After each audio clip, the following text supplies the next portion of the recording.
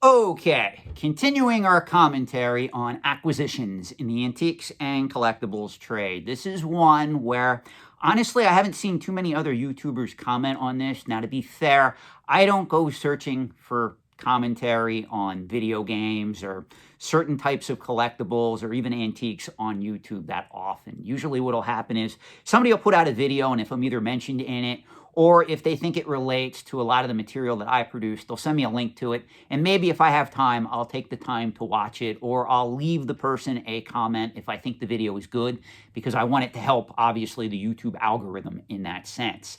Now, with that being said, there is an acquisition that occurred that a lot of people apparently are not aware of. And I predicted this. If you go back and you watch some of my earlier videos on limited run games, I tell you, limited run games, make no mistake, they make an excellent product, especially if you are a video game collector, but their products are based on mass-produced scarcity, not organic collectability. And I've been beating this drum now for many years, and limited run games releases more and more product every month. And a lot of Timmies come to me and they tell me, hey, Sean, last month alone, I spent $700 on the Limited Run Games website. And I'm investing in all these items and I'm going to keep them factory sealed. And I can't help but laugh at people that are doing that, because there is so much product being produced from companies like Limited Run Games, Strictly Limited Games, and all these other upstarts that are trying to cash in on this particular type of success, that it is too much to keep track of. And I really hate to say this to you, a lot of these games are not going to amount to a lot of value in the long term. And if you don't believe me, go and watch my video on Revenge of the Bird King. If you don't recall, there was a fiasco with the release of that game in physical form, where a lot of people decided to speculate on it. And I knew people that were selling it for like $1,000, $1,500, $1,600 they were getting on eBay. And now if you look at the value of that particular item, it's laughable.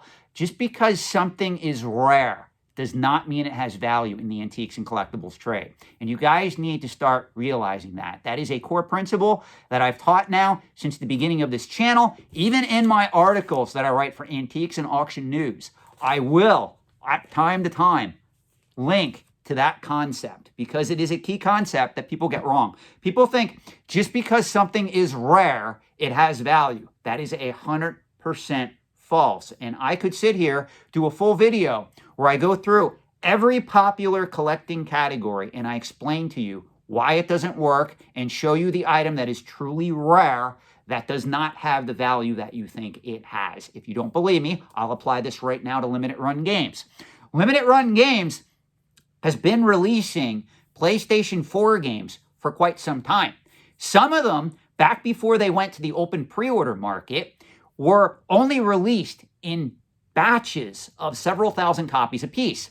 One of those games is Yesterday Origins. I think another one of them is Rock Basher, a game that's, I'm probably getting the name wrong. It's something of that title. There's two examples. If you go and look up the value of those games on eBay, they are very hard to find factory sealed. There are out there, though, thanks to people hoarding this stuff in factory sealed condition due to mass-produced scarcity. But look at the value. You're paying less for them now than when you could have bought them new from limited run games. My problem is there are too many speculators playing in this market, and they honestly look at themselves like they're sophisticated investors. A sophisticated investor looking at limited run games would honestly do what the company we're going to be talking about in this video did. They went to the market and they bought out limited run games. So now that we're 4 minutes into this video, in case you're not aware, the Embracer Group, who I never heard of before this acquisition was made, just agreed to acquire limited run games. And it makes 100% sense, because if you are trying to invest in this market, what better way to do so than buy up the company that is selling the hotcakes to the Timmies, Kimmies, and Poindexters. And that's pretty much what this company did. And again, I hold this in no ill regard. I have nothing against the founders of limited run games. I think they came up with a great concept. They came up with a very viable business. You're pretty much selling speculation to a group of Timmies, Kimmies, and Poindexters. Now, with that said, that is not an insult if you truly enjoy the products they produce. But make no mistake, you are buying into mass-produced scarcity, not organic collectability. So with that, again, I'm going to link this particular article in the video description below. We are going to quick read this announcement. Embracer Group, through its wholly owned subsidiary, Free Model, Free Mode 1, I'm sorry, I looked at it and said Free Model. No, it's Free Mode 1, has entered into an agreement to acquire limited run games from its founders, Josh Fairhurst and Douglas Bogart. I think I got both those names right. Normally I'm horrible with names. Limited Run is a global leading collector-focused publisher of physical video games with a strong brand, established direct-to-consumer channels, and owns the development technology Carbon Engine that ports retro games to modern platforms.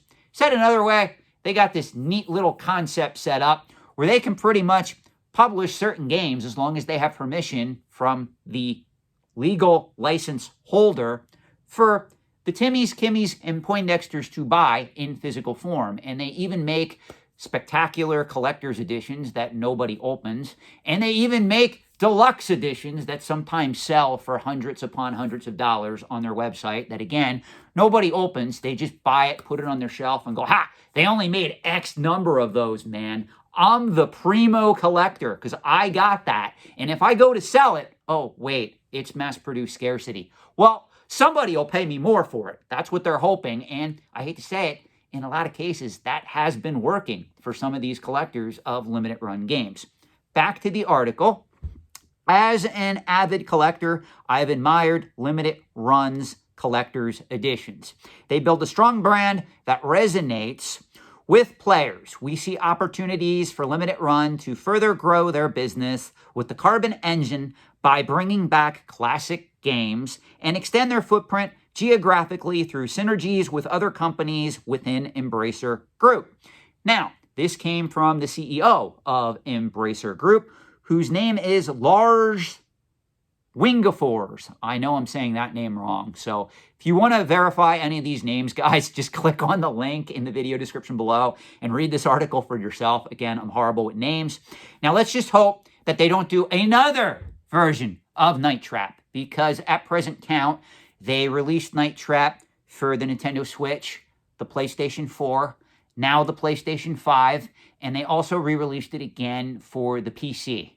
So already, Limited Run Games has produced 4 different versions that we know of for Night Trap alone. So if this keeps up, a lot of you guys that are buying this stuff sequentially, meaning as it becomes available, and just hoarding it, thinking it's going to go up in value, well, which version of Night Trap is going to be the most collectible? Is it the original Sega CD release that came in the red box back in the 1990s for play on the Sega CD? Is it the 32X release? Is it the Windows CD-ROM version? Is it the 3DO version? Is it, you know what I mean, guys? You guys are not analyzing this market properly. Nobody's going to care about all these versions of Night Trap or some of these other games that they're putting out 10, 15, 20 years from now. Now, if you enjoy them, you want to own the game, you want to play it, by all means, feel free to do so. But some of you guys, it just cracks me up when I hear stories of people pre-ordering 10 copies of the latest limited run release just to keep factory sealed in case it goes up in value. I'm here to tell you, you are not a sophisticated investor if you are doing that. You are a Timmy. You are a speculator. There are much better investments you could be making with that money that are pretty much guaranteed to make you money, both over the short term and over the long term. Now, maybe some of those opportunities are outside the video game collectible space. Maybe you're going to have to look for some of those opportunities. Hint, hint. Maybe some of those opportunities are sitting in stocks, bonds, mutual funds, and ETFs. That's up to you to decide how to analyze those opportunities. But I'm telling you, there's a lot of Timmy speculators that are going to get hit in the face with a stale donut just by buying into a lot of these limited run games. Now, it does have on here a little bit of history, background, and rationale. Limited Run is the global leading brand within its niche business, a premium publisher of physical games, founded in 2015 by Josh Fairhurst and Douglas Bogart. The company is based in North Carolina and employs 69 people. That's an interesting fact. I did not know that they employed 69 people.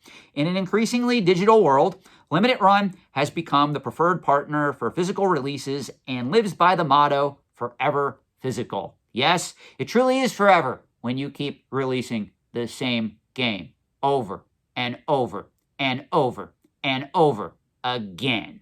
It will never die. It just goes on and on, my friends. Some people started playing it not knowing what it was. They continue playing it forever just because it is forever physical. Yes, I did borrow the Lamb Chop song in that little ditty. Feel free to cut me up in the comment section below. With that being said, since its inception, Limited Run has published over 1,000 digital games to physical release. Now, this is something where a lot of the Timmies, Kimmies, and Poindexters, they dropped off. They're no longer listening to me. So let's analyze that.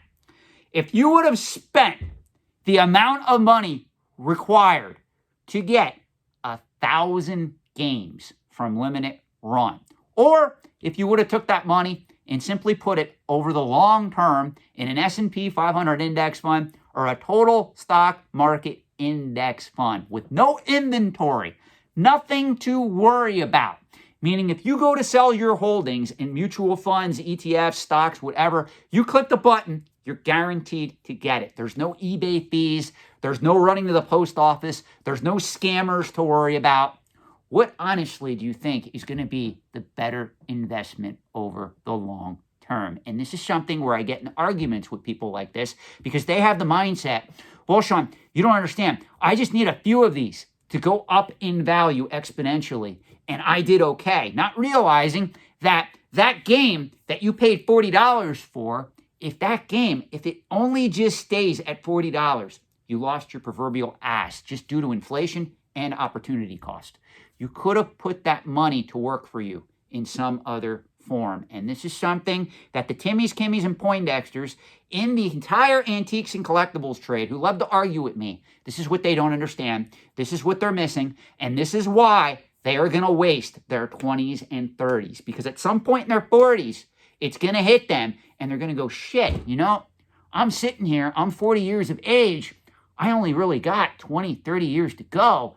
And could you imagine if I would have took all that money that I spent on these mass-produced scarce products and actually invested it into something real instead of this speculative hype that is taking YouTube, TikTok, the internet, collecting forums by storm, that in another 10 to 20 years, we don't even know if it's going to be here, guys. Now, I do think Limited Run is a solid company, even with their acquisition from the Embracer Group. I think they're always going to be around because keep in mind, even if tomorrow Sony, Nintendo, and even Xbox started to release machines without a physical media drive, they could simply start releasing games for the older systems, meaning your PlayStation 4, even if they wanted to go back, your PlayStation 1, PlayStation 2, Nintendo 64, Game Boy, you know, whatever it is, they can make money that way. So I think they have a sustainable business model. The thing is, the Timmies, Kimmies, and Poindexters that are investing in this stuff long term,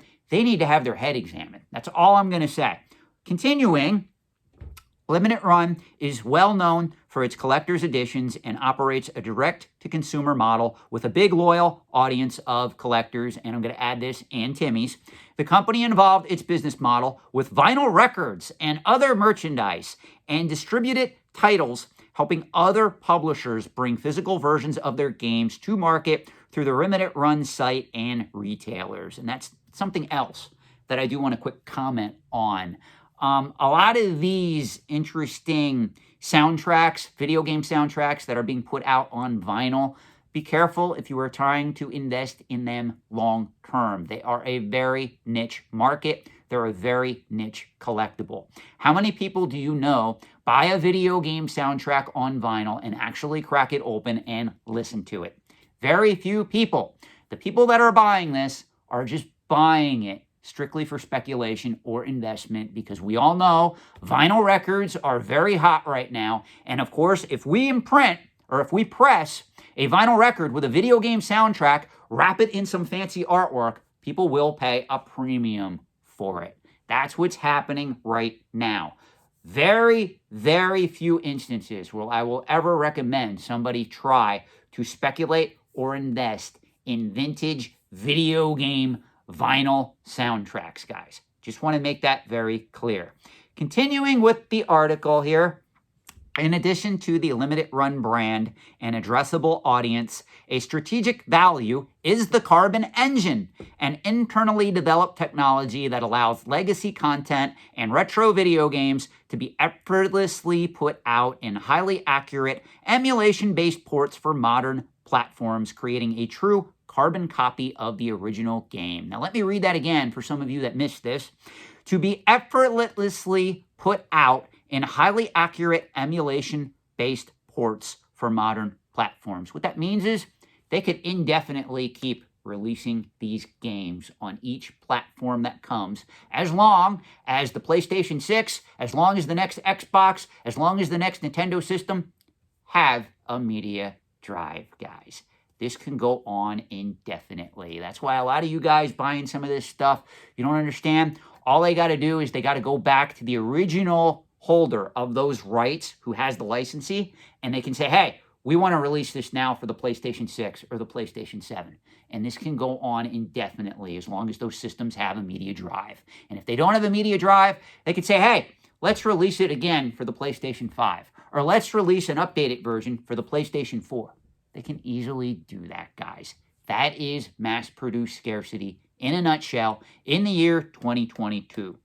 Continuing with this, old, well-loved, and sought-after, rare, love that word, releases can be made available and accessible on all new hardware using the Carbon Engine. Do you guys ever take the time to read this? It's all right here. Their business plan, they're not hiding anything from you. They're calling the company Limited Run Games. This is their business plan, to keep releasing these games. So more and more get out there. And a lot of the Timmies, Kimmies, and Poindexters, they fill a room with them and they think, I'm investing in a rare collectible. No, you are not, my friend. It is a core component of Limited Run's vision for a world that is forever physical. First shipped games with the Carbon Engine are Shantae and River City Girls Zero. Shantae. How many versions of Shantae are out there and have been released by Limited Run Games? You understand why now. Due to the Carbon Engine, as they call it, it's very easy to constantly reproduce these games for newer platforms. Let's continue. Limited Run will operate as an independent subsidiary with Josh Fairhurst and Douglas Bogart continuing to lead the company under the newly formed operative group, Embracer Free Mode. Love the name. The Carbon Engine and Limited Run's business model aligns with the focus area heritage within Free Mode, cherishing retro games and the opportunity to shepherd classic games into the future and preserve the legacy. The transaction includes the wholly owned subsidiary Limited Run Retail, LLC, a retail store in Cary, North Carolina that opened earlier this year, and Limited Run's 40% ownership in the joint venture Super Deluxe Games in Japan that will source more games to Limited Run on the Western market and provide a channel to sell Limited Run's catalog in one of the strongest markets in the world for physical games. Okay, I do have to state this. If you are watching this, anybody from Limited Run, the two games that I would love to see come to either Nintendo Switch, PlayStation 4, PlayStation 5, Elevator Action Returns, and Blast Wind. I used to own those games on the Japanese Sega Saturn back when I had it. Back when the Saturn was a thing. I ended up selling the collection, but I do miss those two games, Blast Wind and also Elevator Action Returns.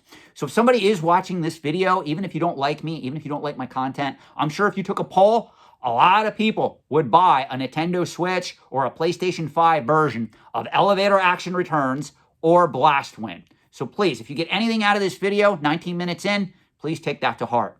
I'm going to finish with this little ditty that is very important. The parties have agreed not to disclose specific terms of this acquisition due to commercial reasons. The terms and conditions for the acquisition are in line with previous Embracer transactions. Basically, let's translate this. You don't have a right to know what we paid to acquire this company. Just know we're going to be marketing the shit out of these products in the coming years. And again, remember, if anybody from that particular group is watching this video right now, Elevator Actions returns and Blast Win. Those are the two games I would love to see. Thanks for watching. Let me know your thoughts in the comment section below. And have a great night. It's 1 o'clock in the morning. I'm going to bed.